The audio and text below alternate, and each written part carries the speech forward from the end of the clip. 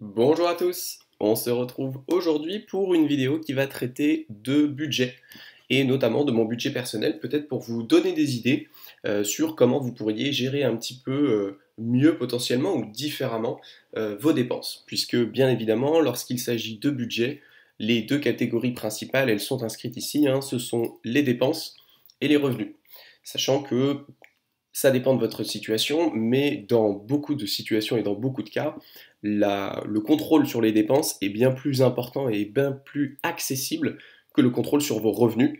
Bien que dans certains cas, ça puisse être le contraire, hein. Si par exemple vous ne travaillez pas, mais que vous avez a priori les capacités d'obtenir un emploi, bon, bah, ce sera beaucoup plus simple d'obtenir 1000 euros de plus en ayant un travail que de réduire vos dépenses de 1000 euros, sachant que vous dépensez probablement pas déjà 1000 euros si vous ne travaillez pas. Donc ici on va faire un petit point de mon budget aujourd'hui en juin 2023, donc on est en plein dans une année d'inflation qui a suivi 2022, qui a aussi connu beaucoup d'inflation. Et donc l'idée c'est de voir ensemble comment ce budget, eh bien, il est impacté par l'inflation et comment est-ce qu'on gère un petit peu cet environnement macroéconomique qui tente à nous dire que finalement tout coûtera plus cher et il y a un petit peu un sentiment inéluctable qui s'impose aux personnes. Alors, on va aller de manière chronologique, en tout cas de manière ordonnée au niveau des dépenses pour voir tout d'abord quel est l'état de mes dépenses aujourd'hui. Tout d'abord, on a la dépense la plus importante pour 95% des ménages, c'est le loyer. Si votre loyer n'est pas votre dépense principale, c'est très surprenant. C'est soit que vous vivez dans un habitat très peu conventionnel, type cabane, van, je sais pas trop, vous squattez quelque part, ou alors que vous habitez chez vos amis ou alors chez vos parents. C'est la plupart des cas. Mais pour toutes les personnes qui vivent de manière indépendante et qui du coup payent un loyer, eh bien le coût du loyer, bien évidemment, représente une part significative de vos dépenses.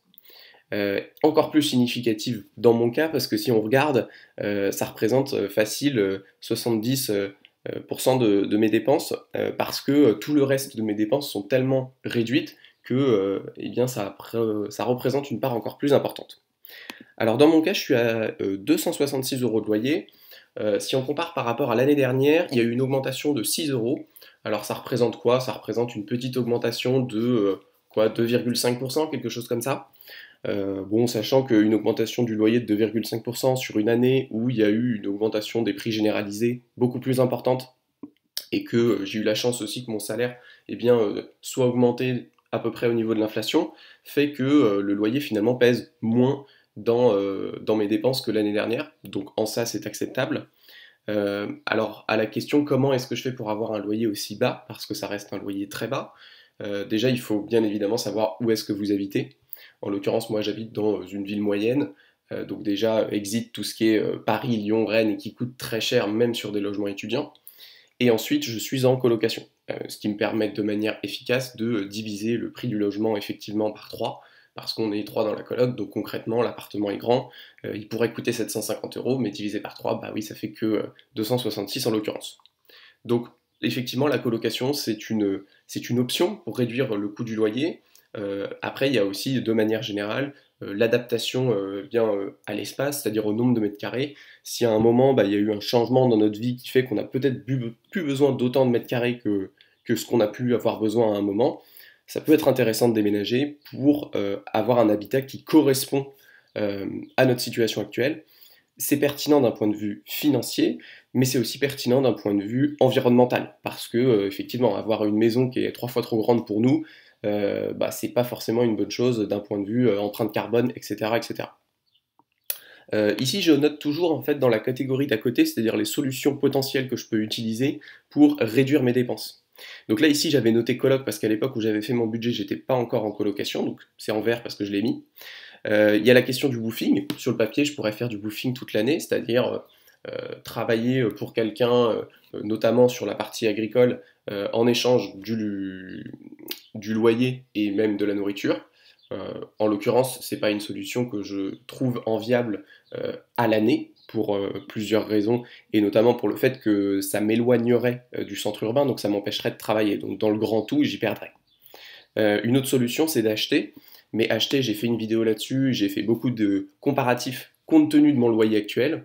Et en fait, acheter aujourd'hui, pour moi, n'est pas pertinent parce que compte tenu des charges qui sont liées à l'achat, que ce soit au niveau des charges de copropriété, au niveau de la taxe foncière, etc., eh bien en fait je me retrouve à payer plus. Donc voilà, un loyer qui est important mais qui a peu de marge de progression dans mon cas, en tout cas je pense. Néanmoins, si vous avez des idées de comment je pourrais réduire mon loyer, je suis preneur. Ensuite, on a l'abonnement téléphone. Abonnement téléphone, très difficile de faire sans. Bon, ça va sans dire, j'ai envie de dire, mais moi c'est vrai que j'ai toujours réfléchi à est-ce que je pourrais vraiment faire sans, parce que j'utilise assez peu mon téléphone, mais aujourd'hui dans une société de plus en plus numérisée, et avec des doubles authentifications très régulières, que ce soit pour les virements bancaires, que ce soit pour les achats, que ce soit pour se connecter sur un site ou sur un autre, je pense que travailler et vivre sans téléphone, c'est compliqué, vraiment pour cette question-là. Donc j'ai pas trouvé de solution efficace. Si j'ai plus de téléphone, je vois pas trop comment je fais mes doubles authentifications de manière efficace. Euh, Là encore une fois, il y a beaucoup de marge de manœuvre, je pense, chez beaucoup de gens. Moi j'ai un forfait à 5 euros, c'est le forfait de Red, que j'avais pris à un moment où il avait 5 gigas. Je crois qu'aujourd'hui ce forfait n'existe plus. Pour avoir 5 gigas, il doit falloir payer 8 euros, un truc comme ça, et si on paye 5 euros, on doit avoir que 1 giga, il me semble.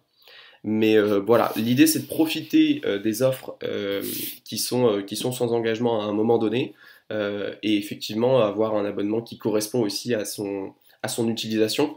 Ça sert à rien d'avoir 50 gigas d'internet si vous avez une très bonne connexion Wi-Fi et que vous n'utilisez pas la 4G de manière générale.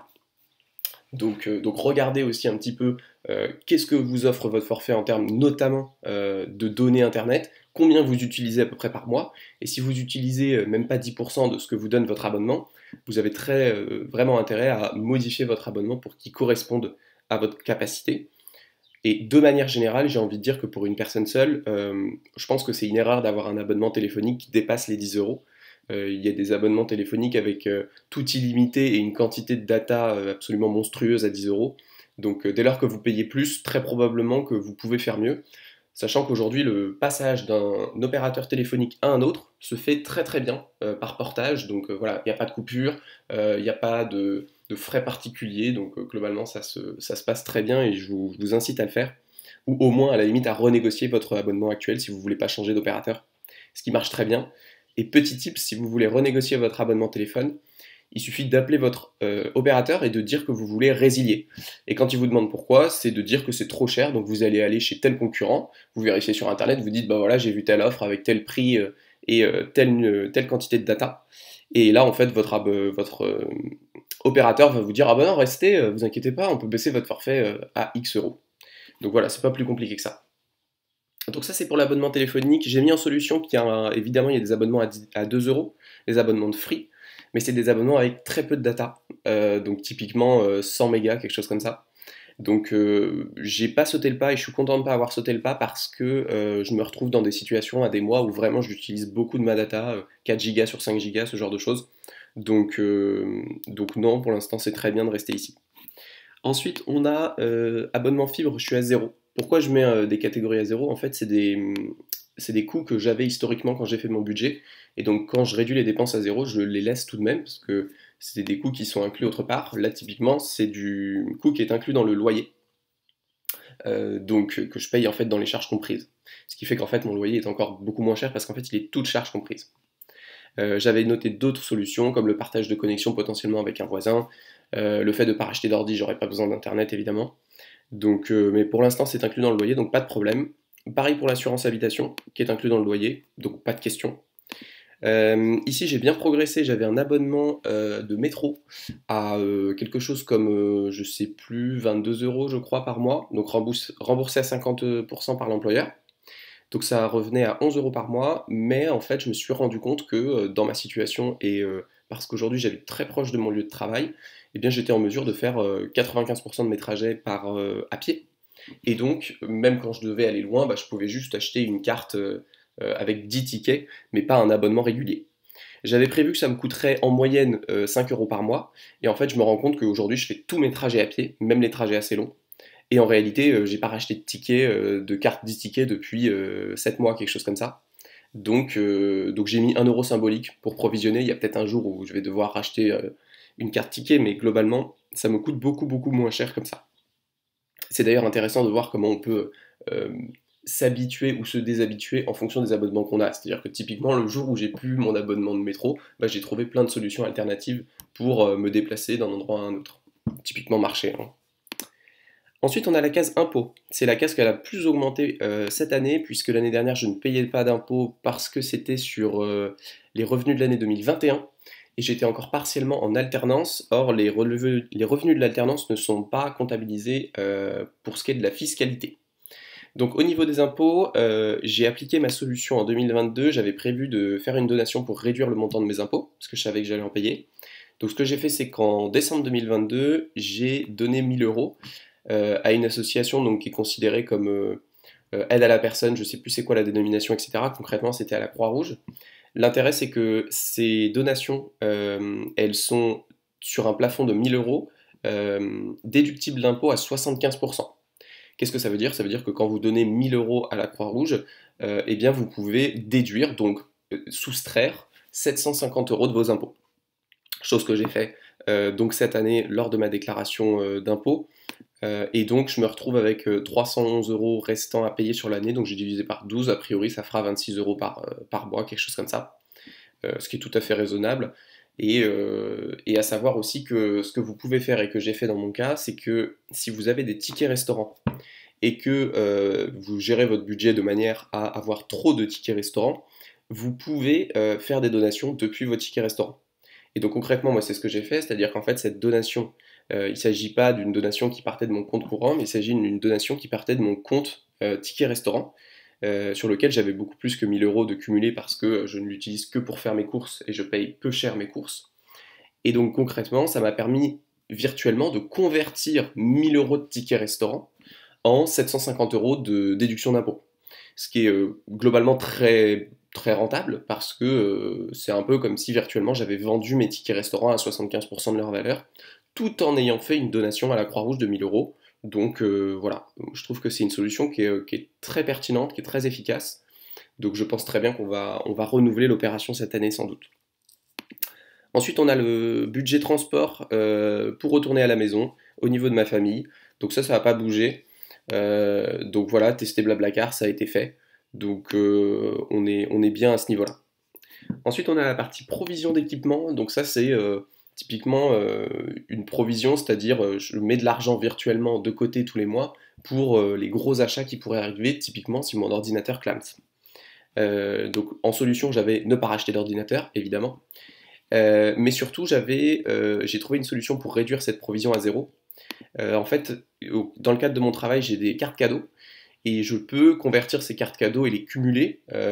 Et aujourd'hui, je dois avoir quelques centaines d'euros, mais tous les ans, ça augmente. Et donc, je pense que à partir du moment où en fait mon ordinateur sera KO, j'aurai très certainement cumulé assez de cartes cadeaux pour acheter un ordinateur sans avoir recours à l'argent de mon compte courant. Donc, ça me permet de réduire cette provision qui est purement comptable, hein, à 0 euros. Ensuite, au niveau de l'alimentation, on est à 0 euros parce que eh bien, on paye tout avec nos tickets restaurants. J'ai un budget estimatif ici.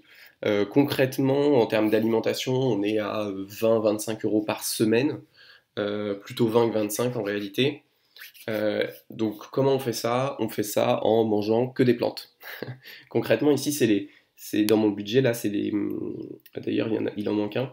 Qu'est-ce qui manque? Ah, il manque les oléagineux. Il y a 6 catégories d'aliments que j'achète. Si ça ne fait pas partie de ces 6 catégories d'aliments, je ne les achète pas. Donc ça doit être soit des légumes ou des fruits, soit des graines ou des noix, soit des oléagineux ou des céréales. Donc concrètement, ça veut dire quoi? Ça veut dire en termes d'oléagineux, je prends beaucoup de lentilles. En termes de céréales, je prends beaucoup de... Comment ça s'appelle? Oatmeal. Flocons d'avoine. Je prends beaucoup de riz aussi.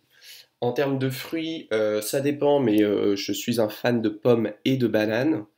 En termes de légumes, je prends beaucoup de légumes surgelés, beaucoup de mix de légumes, beaucoup d'épinards, de brocolis, de carottes, de champignons, un peu de tout.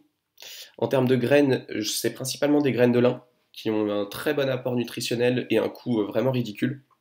Et en termes de noix, je prends beaucoup de cacahuètes.